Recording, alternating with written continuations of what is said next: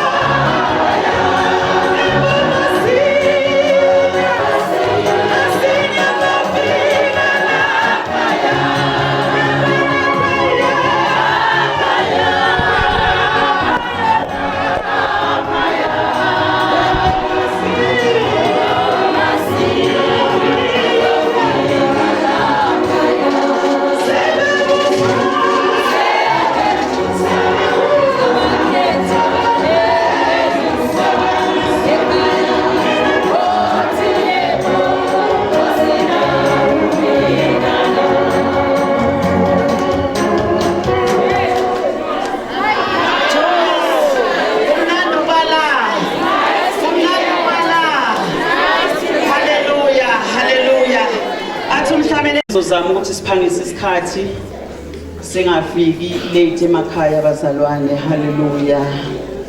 Hallelujah.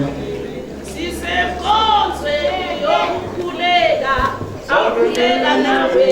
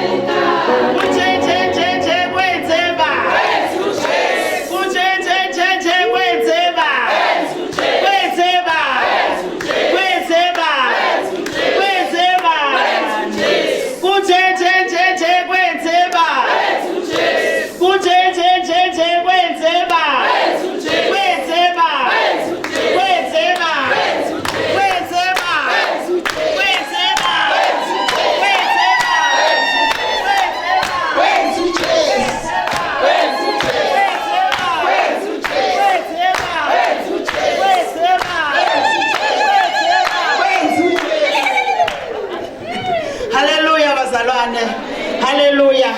Siyabonga kakhulu bazalwane. Siyabonga kakhulu. Umama sebhizinyana.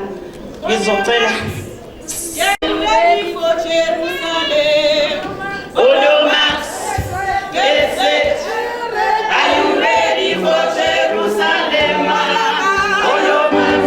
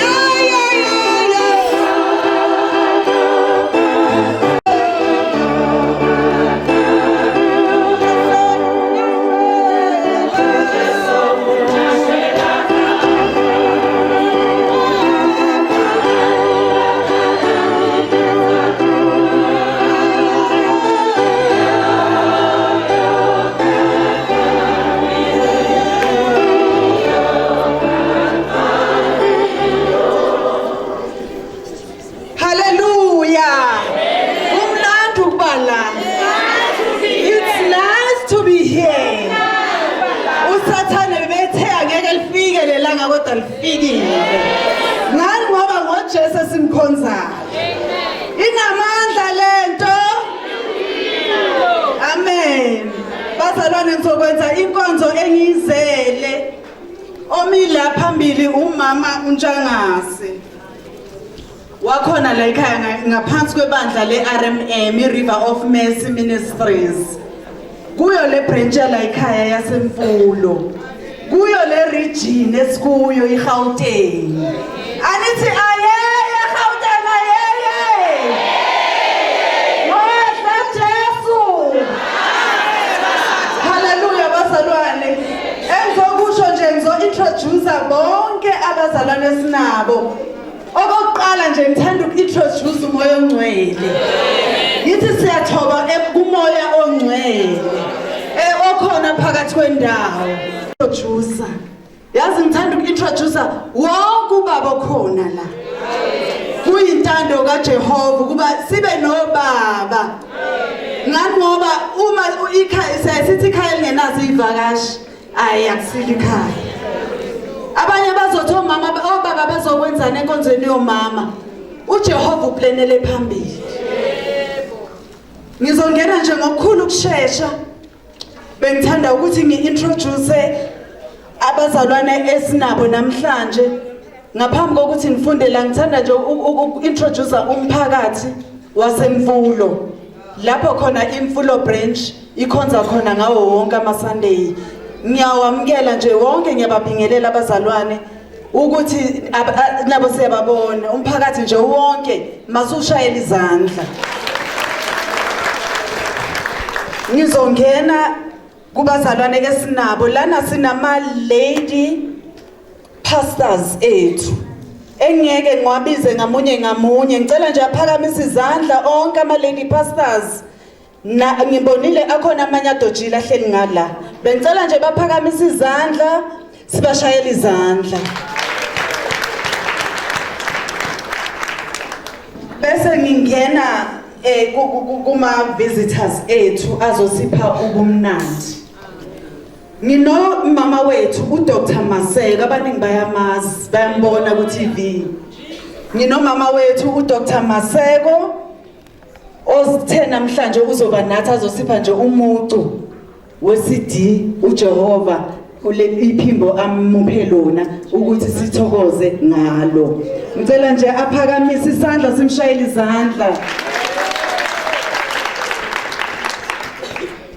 Ngibe nomama wethu Apostle Nomthi Ntombela, i-member of Temple of Faith Ministries.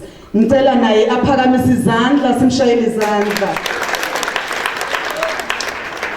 Ngibe no lady pastor yazi bazalwane kuhle uhamba akube khona nje ingcosana ebona ubuhle ngokuhamba kwakho. Ikakhulukazi kithi thina bomama. Angihlale Soweto ngihlala eLeondale. Kepha ngithola isimangaliso uma ngibona omakhelwane bami. Bathi mama Nkazi sizobe sinawe. Ngicela ukuphakamisa kunebandla elilapha phambi kwakwami bayalaza abazalwane iBreakthrough Ministries. Ngiyathoba kakhulu kusho ukuthi kokuncane mhlambe kade ngingakwenzi kahle ukuthi ngeke ngikulungise ngamandla. Uma ngibona umuntu omkhulu kangaka ezolandela mina ngimncinyane ebandleni engulo ninelungelo lokuthi ningicebe ukuthi ngihamba kanjani phambi kwenu. Ngicela ukuphakamisa uLady Pastor Khadebe ophansi kweBreakthrough Ministries. Hallelujah. Bese ngokukhethekile ngicela ukuphakamisa uadvocate. Hallelujah. Bengicela ukuphakamisa uadvocate umama uT Bukaku. Hallelujah mama. Ngicela ukuphakamisa uLady President webandla leCombined Women in Christ. Yazi la endaweni yaseSoweto. Hayi asizukuyishaka nje. Yabona sila eSoweto.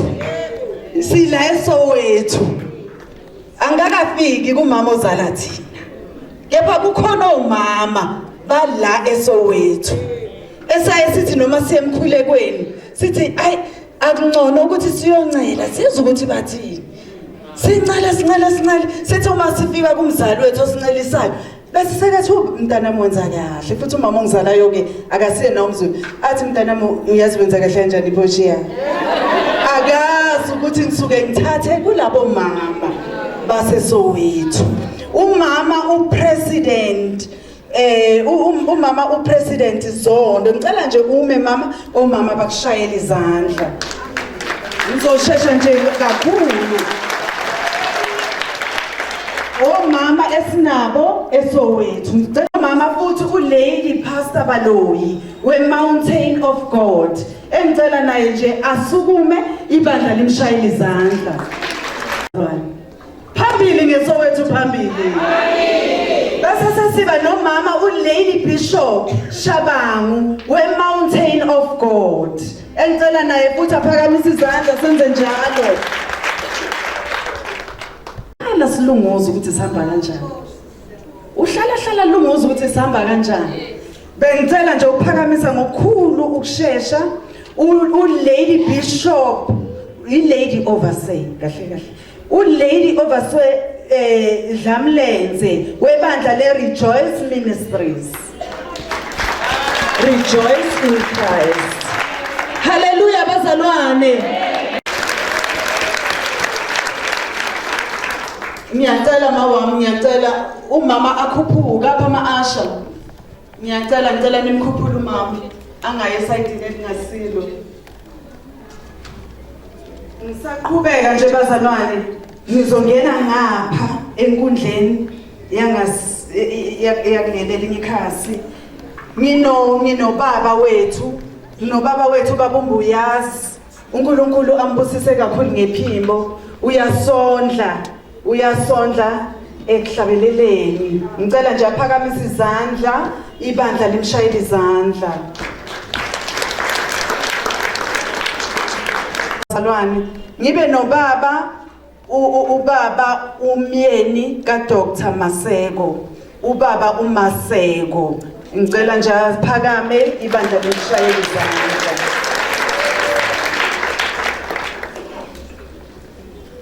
ngibe umama bazalwane sinebandla ngithi umntwana nomntwana ubuye ekhaya mina ke ngizalwa eMahon mission la ngizalwa khona ibandla lasekhaya liphethwe ubaba uSiyothula uma wami ongizalayo umama Siyothula bengicela bazalwane uLady Bishop weMahon Ministries aphakamise nje izandla babona bazalwane ukuthi ngizalwa phi la ngizalwa khona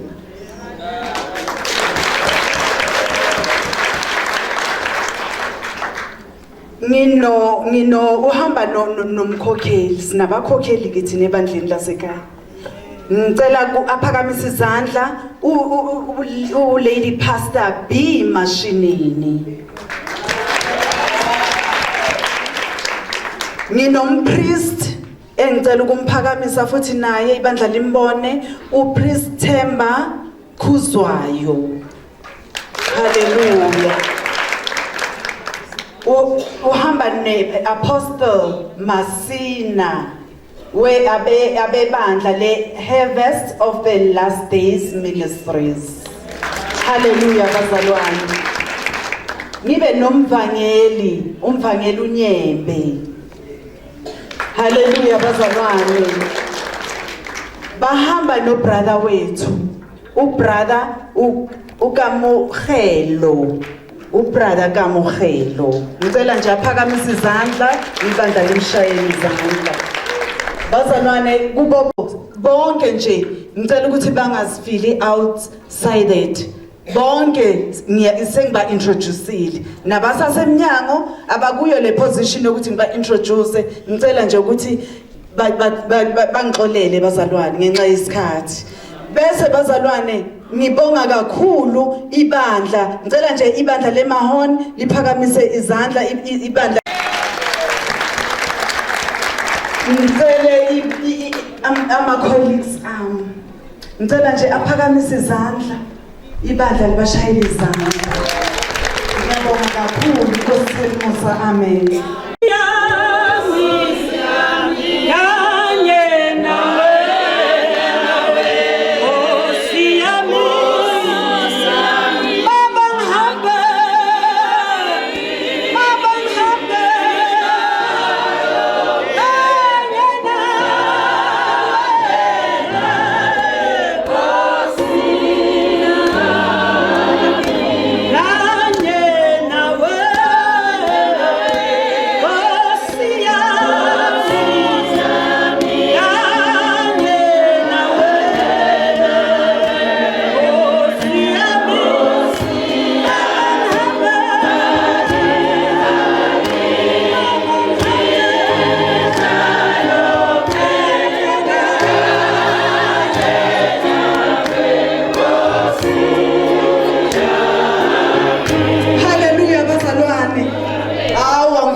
Angifuni ukulahlekelwa ukukhonza.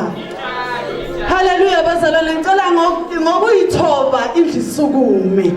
Akuze ukusukuma noma ubani. Sizophakamisa umama wesizwe. Haleluya bazalwane. Haleluya. Sizophakamisa uMancelisa.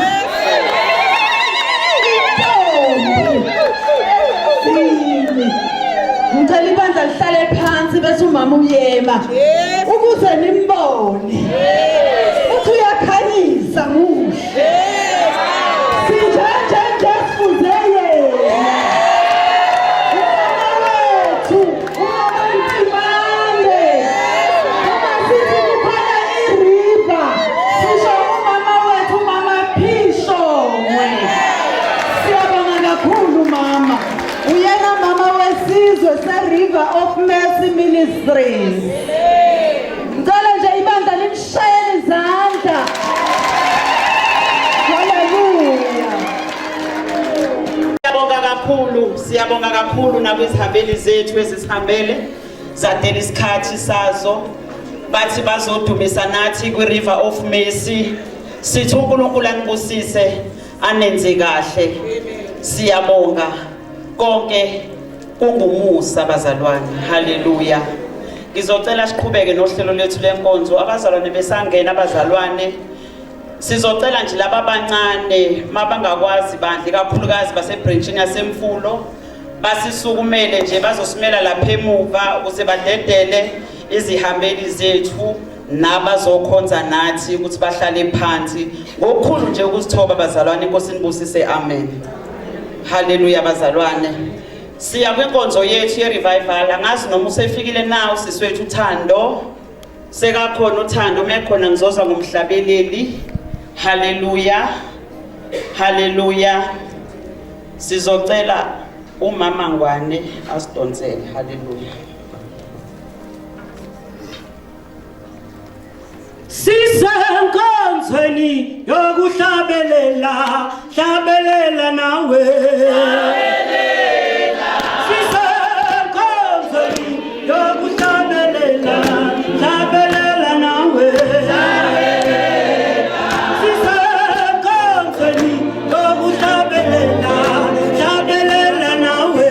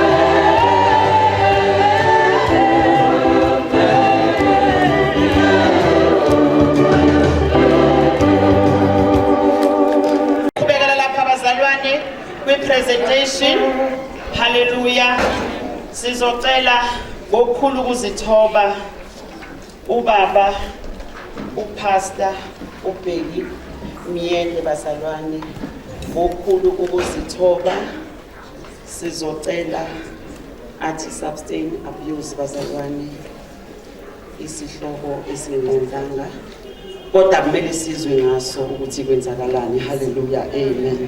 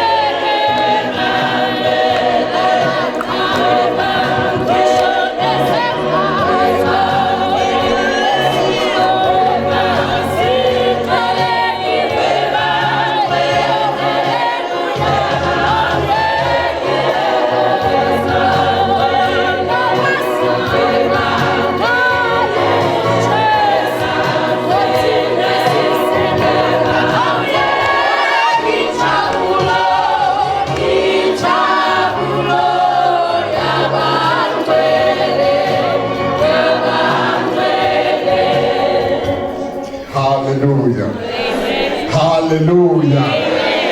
Ngiyanibingelela bazalwane egameni lika Jesu Kristu waseNazaretha.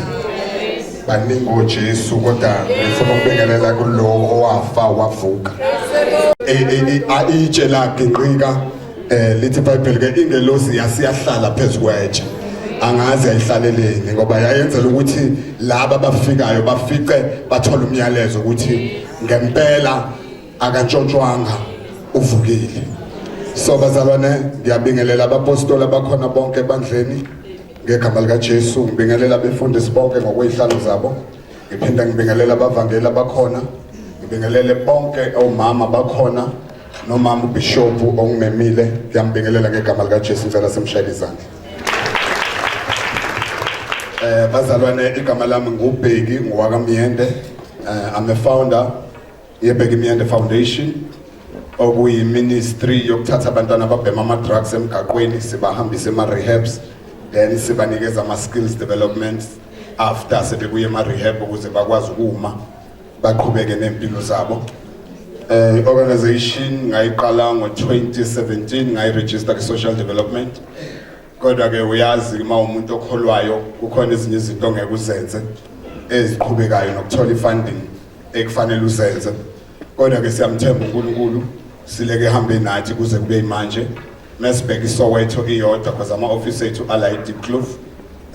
iSoweto ina 52 locations. Wonke lama location kunabantwana ababhema ama drugs. So masibali eDeepkloof inama zone awu 6. So yonke izone kusuke kukhona umuntu odayisayo kuleyo zone. Mawuye zone 1 ngase square kukhona abantu abadayisayo eBarreni. Mawuye zone 4 kukhona abadayisayo lapho. Mawuye zone 5 kukhona abadayisayo. Ezone 6 ku west kune hostel, kune indawo eziningi nalapha erank ekudayiswa khona ama drugs. So ke organization isiza ukuthi labantwana bafikelele, mhlawumbe ukhona la unomntwana obhemayo, mhlawumbe ukhona la unomntwana futhi omaziyo ngoba akudingi ukuze kube owakho nowakamakhelwane siyakwazi ukumnceda ngoba kuyenzeka ukuthi ufise ukumnceda ngoba usibona isimo sakubo ukuthi senze njani ngokwamoya kaNkuluNkulu ngoba mase sisindisiwe siba ne-compassion because indaba yama-drugs ngibona ukuthi i-government nayo ayinakile futhi ayinandaba nayo and i-pandemic because ngo-2020 kwaba i-pandemic ye-corona but ama-drugs ayekhona. Ngikhumbula nge-level 5 besihambisa abantu e-rehab and abantwana bama-drugs bebethathwe bonke eJozi beyovalelwa ema-shelter, so baphuma kuma-shelter bagcwala umgaqo and iy'tolo zayivaliwe kwangekho ma-taxi kwangekho bantu kwakusele bona bodwa.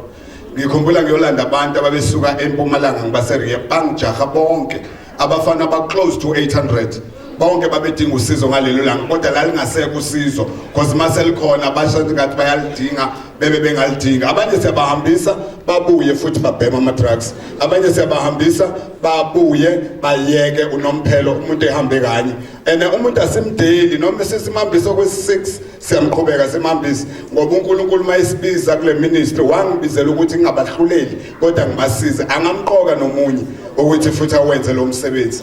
So ke into besiyicela ebandleni ngoba akekho umuntu ophakathi ebandleni ngoba omama mabenabantwana babhema ama-drugs bayanqena ukusho especially ebandleni bayanqena futhi nokukhuluma ngalokho ngoba uzobonakala ewumama owile emthandazweni wayahlushwa iy'ngane zinjalo usathana mefuna ukungena ehluleka wena ungena enganeni yakho.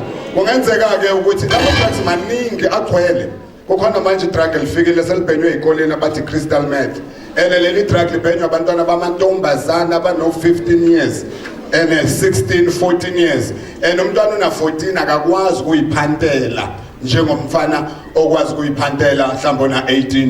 So umfana ona-18 uyakwazi ukuyontshontsha akwazi ukuthola imali akwazi ukutshontsha kubo ayodayisa owentombazana balala naye ukuze athole imali yokuthi abheme lesi sidakamizwa and mesibabheka mesibahambisa ama-rehab mesi-check-a ama-medical reports abo abanye basebe-HIV positive and abayithathi i-treatment, abanye bayayijova ngalezi nalithi ukuze ngoba laba abayijova ngenalithi kuthiwa bayaspike. So mawuyijova ngale nalithi uyijova ngenalithi engcolile and njengoba uyijova nomunye uzoyijova ngayo abanye batheleleka kanjalo-ke kwisifo se-HIV. So lithi iBhayibheli ke mawufunda u-Ephesians chapter 4 mawufunda uverse 27 uthi umpostoli Paul ekhuluma naleli bandla ningamnikezi usathane indawo, kusho ukuthi akanayo uyinikezwa yithi.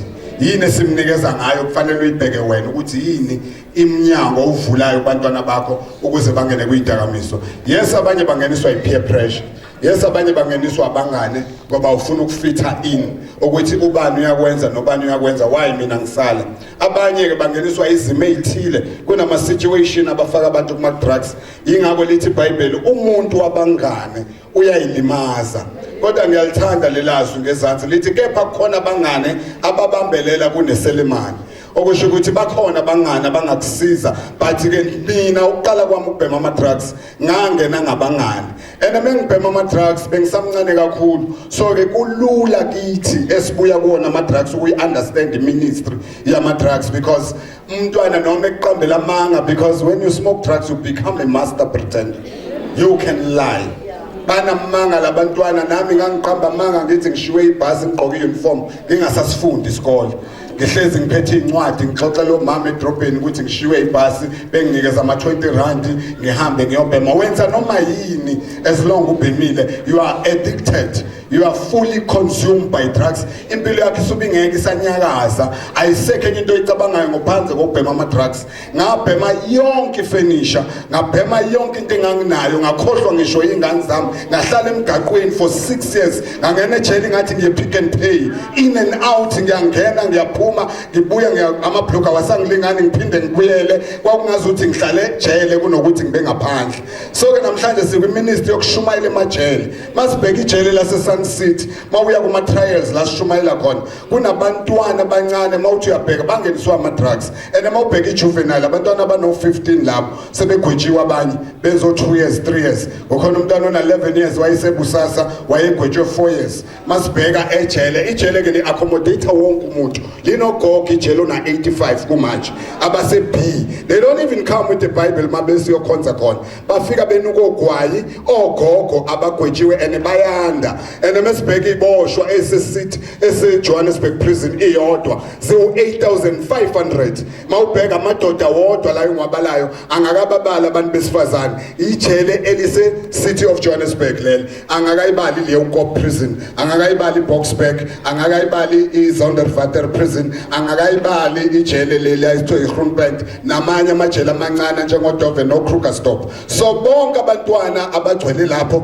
most yabo bangeniswe ama drugs and ama drugs siyabaza abantu abawadayisayo and bala elokishini and futhi siyayithenga izinto zabantwana abadayisa ama drugs sibe sithi siyakholwa sifike sithi uyahalalela kanti sine microwave owayithenge bafanele uzusho wena ukuthi hey abafana bami bayangiphathela izinto if ulana nawe uyayithenga izinto zabafana kusho ukuthi nawe uyafaka isandla ukuthi abaqhubeke badayisa ama drugs le phone oyiphethe wayithengaphi lamazitsha oyithatha kulabafana into engiyibonile ukuthi abantu abaningi futhi abasupporta labantwana abomama mina ngangithi mengiphuma ejele baze bangitshela ukuthi usawubuyile sesizothola izinto ke mfana wami yabona ke manje aza introduce nomunye mama uthi mfana wami lo yabo le DVD lapha endlini ngayithola kini kanti kunomama okhalayo okhalela leyo DVD mase lethi iBhayibheli encwadini ke yesambulo mawufunda chapter 12 lethi maye kuwe mhlaba nakuwe lwandle obusathana wehlele kini ene uthukuthele unolaka olukhulu ngoba uyazi ukuthi isikhathi sakhe sincane kodwa mengimthanda uPeter methi be sober be vigilant because we have the enemy that is called the devil is rolling like a lion seeking whom he may devour okusho ukuthi leli ngonyama le kumanje ufuna umuntu ezomgwinya njengoba sihleli la sidumisa kunengane eqala ama drugs namhlanje njengoba sihleli la sidumisa kunomuntu namhlanje odayiswayo human trafficking ngenxa yama drugs ugwinywa uSathane njengoba thina simile sishumayela yini esiyenzayo siyibandla ngale ndaba yama drugs yini seke sayithatha ngoba le ndaba yama drugs wonke umuntu useyithatha light sekuyicastle light Amstel light kahle akasekho umuntu oyibona uthi mfana lapha uyabhema vele usikhothini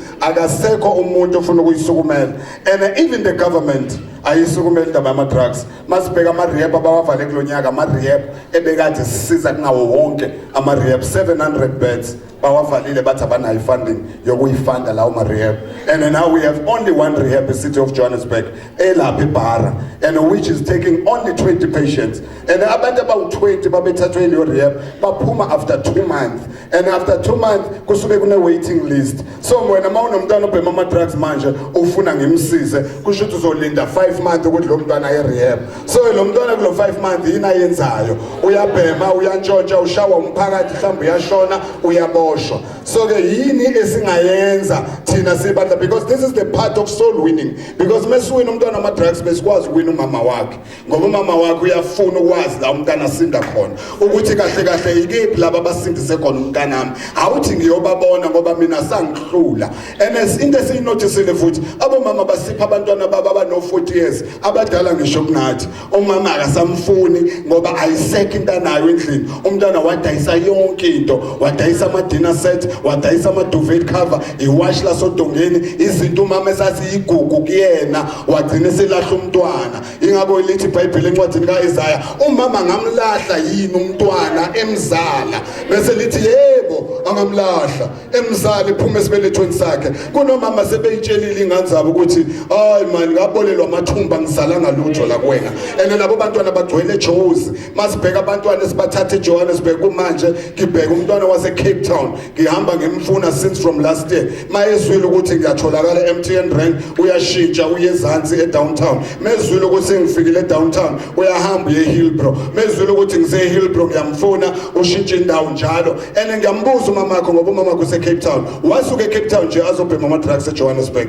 ene mesibheka abantwana ababhema ama drugs ase Johannesburg abantwana bakoTsakane most yabo abaseSoweto. iSoweto 52 location and ayinayo rehab and ibandla abantwana bengibathatha ngibalethe emabandleni babethi mabefika emabandleni ibandla belibabona kuba abantwana abangcolile kuba abantwana bazobagqekezela kuba abantwana bazontshontsha becabanga ukuthi mesicimeza Nkosi yami labantwana bazosithathela amafoni ethu nezikhwama zethu maybe bezile nje bazobheka isound ukuthi ihlala kiphi and abamkelekanga noma sebemamkelile uJesu abantu bebebabalela ngoba lithi iBhayibheli uma senimamkelile uJesu hambani bekufanele ke manje njengoba sebamkelile bahanjiswe ngoba indlela bebengayazi senze njani siyibandla ngabantwana ababhemayo ama-drugs ngoba nawu la unomdade wenu unomfowenu uyamazi futhi ukuthi ubhema ama-drugs noma engekho la iSoweto esethembisa ese-Alexandra but usondelene nawe ayisekho into ehlekisayo manje ngabantwana ababhema ama-drugs akusekho nokubabiza ngamagama ukuthi onyawuphe ngoba nawo wakho ngoba esase-crash asimazi uzokhula benjani ngoba phela abantu abakhomba abanye ingashi abakaboni ukuthi zikhula kiphi ngoba lama-drugs atholakala phakathi esikoleni kuma-private schools kunabantwana bengiyobenza i-Remseg abantwana aba-disable okusho ukuthi isikole esi-rich labantwana balethwa ama-Ferrari mabeze esikoleni ama-Porsche ama-drug lords atargeta lezingane azipha ama-drugs iy'ngane ey'khubazekile yazi uma ngifika ngiyokhuluma nazo lezingane zangazi nokuthi ngizothini ngoba njalo ukhuluma ney'boshwa iy'ngane ey'ncane azikakafiki ise-primary isikole eselapha eRemseg labantu bafike bayibhemise lezi ngane bazipha ama-drugs bazipha for free zize zibe addicted mase zi-addicted angithi zizothatha le mali yama-lunch box nale mali mase zithenga khona all over asemva kwendlu asegcekeni lakwakho adayiswa mntanakho akhona esitradini uyambona futhi lwamama walapha abanye bayakholwa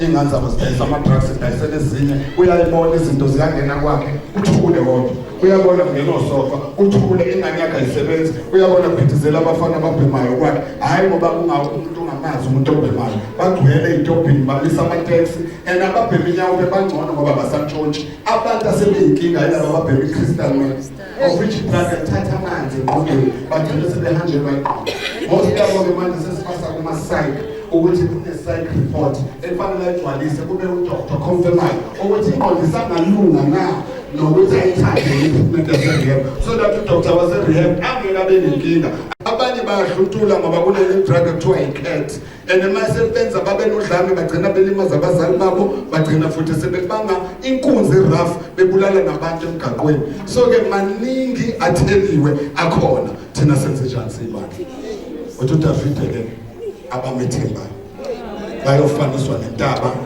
yaseSiyoni asiyeke kumethemba sibheke into esifaniswa nayo so-ke kusho ukuthi ibandla likwazi ukunyakaziswa inoma yini as long umethemba nje uNkulunkulu so we trust the Lord to this ministry we've been doing these things abantu bayabuyela and kubuhlungu ukusiza umuntu umbone right aphinda abuyele after 2 years usimbona futhi usesemgaqweni esewuhlalile 2 years but the family still yam-reject i-rejection yenziwa phakathi yimndeni ngoba abantu abafuna ukuxola into zabo ezabalahlekele usungazi ukhalele amabhodwe e-AMC adeswa imali kunempilo yayo ingane idla uChristmas emgaqweni nethwe imvumo kodwa ukhona wena uyakhonza usungazi uthenge into edayiswa abafana kodwa uthi uyakholwa senze njani if ama-drugs eseme kanje thina sasizwa uJesu angiyanga mina rehab ngamukela uJesu elelanga ngamukela ngalo ngamdakwe yi-Henneken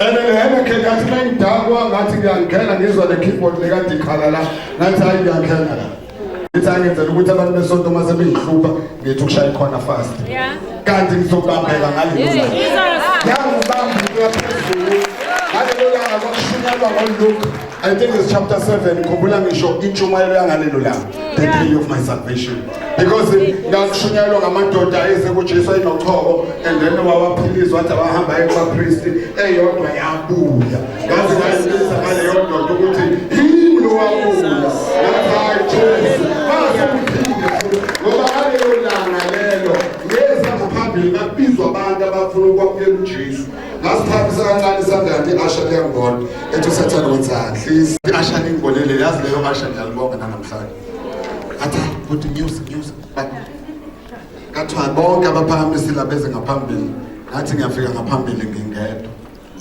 sathana wayengithuka lapho athi wena uthi wenzani kahle kahle ibhari wena buka manje uzoyibuka kuthana abantu kanti that was the day yokubantu bephathishini kakhulu ngahlangana noThixo ngidame utshwala nginensanga ephaketheni ngahlangana noThixo uyabona ukuthi bakhona laba baholi kodwa ubuholi baba benzi lutho uyabona umama kaLothi umfazi kaLothi ngiyamthanda kakhulu ngoba waphenduka waba isidulu sasawuthi uLothi akaphendukanga umngcwele babo bangeke ebisize abantu ingakho wayephenduka ungcwele but umngcwele bakho uyabusebenzisa ngokusijaja ungcwele kakhulu suyi-security lensindiso sekuwena ovalile abantu abasakwazi ukungena ngoba wena ungcwele ushiya ingane zakho le eningane zakho ziphema wona lama drugs bafika esontweni ungcwele wena nje akanganikezwe ipulpit lo muntu abanye niyabahlulela sebenengane sina 3 years ingane yakhe kodwa usambambe ukuthi angeke acule ngoba wakhulelwa ezakhe ayikhonza nokukhonza enezikwenzela itiye zibuya khona emadodeni awufika la ungcwele asemaningi ama-security kaJesu abantu asebengazi ukuthi babe khona esiphambanweni ngathi bafakane naye kanti yena uyayixolela ayikhohlwe uyozala indodana uyiqambe igama lokuthi nguJesu ngokuba nguye oyokusindisa abantu bakhe ezonweni zabo kuye yedwa akekho omunye umuntu oyosindisa abantu bakhe alikho elinye igama elinikeziwe ebantwini abantu abasindiswa ufata abantu abasindiswa umfundisi basindiswa uJesu hlulisana abantu esontweni ngeke ukusonta nize kusontele sizolibiza ngosontweni ngoba namhlanje ibandla lingathi nje abantwana bakhona ngaphandle azike sithathe abanye abazalwane kwabanye amabandla abantwana bebhema ama-drugs bebangaka faka amantombazana bebangaka ababhema ama-drugs we don't need ukuthi uyothatha abanye abantu kwamanye amabandla kugcwele la ngaphandle masungene kule strategy ezingale liyasha ipiyano masushonele phezulu liyasha ipiyano kugcwele emathaveni asikwazi ukubanga ihlala esontweni sibanga ama-positions funa ukuhamba ngamagama uhluleka ukushumayela ebhasini uhluleka ukushumayela ngakini akwaziwa nokuthi uyakhonza wenakala only Sunday sewugqokele impahla nangolwesine kuphela engazuthi wena unikezwe ischedule sokuthi ukhonza nini ithini into yakho kanye noJesu wahlanganaphi wena noJesu ngoba uthi uPaul wathi ehlangana naye washaywa inhlanzi uPaul wayekade yobulala but washaywa inhlanzi wena wahlanganaphi noJesu njengoba unenhliziyo njena wahlangana kanjani ngoba mawuhlangane naye inhliziyo yakhe iyashintshwa somlandela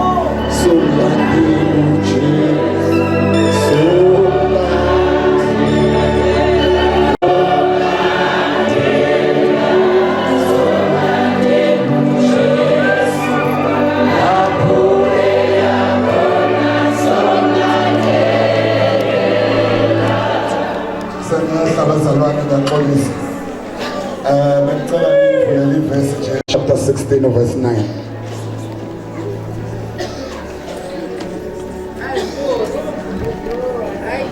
iyasebenza lento ayinabo ubungozi ngayibona ngami yangikhipha ejele yangikhipha kuma-drugs yangigeza igazi likaJesu liwujik liyi-stain remover la ngikhoculula kwathuka abantu basekhaya bonke ngoba kwakuthi umuntu mesuka eThekwini esuka emakhaya eThekwini wayetshelwa ngami ukuthi ungahlangani noBheki it's a bad influence uzokumosha ngempela kwaqinisiwe ngoba uthi mawuhlangana nami ngangibuza la kudayiswa khona umzimba ngikuthengela omahosha ngikwenzise yonke into size sihle nemali yakho le room yokurenta lapha but uNkulunkulu wangisiza ngicela ningifundelele le verse ngoba limayelana nami Mark 16 verse 9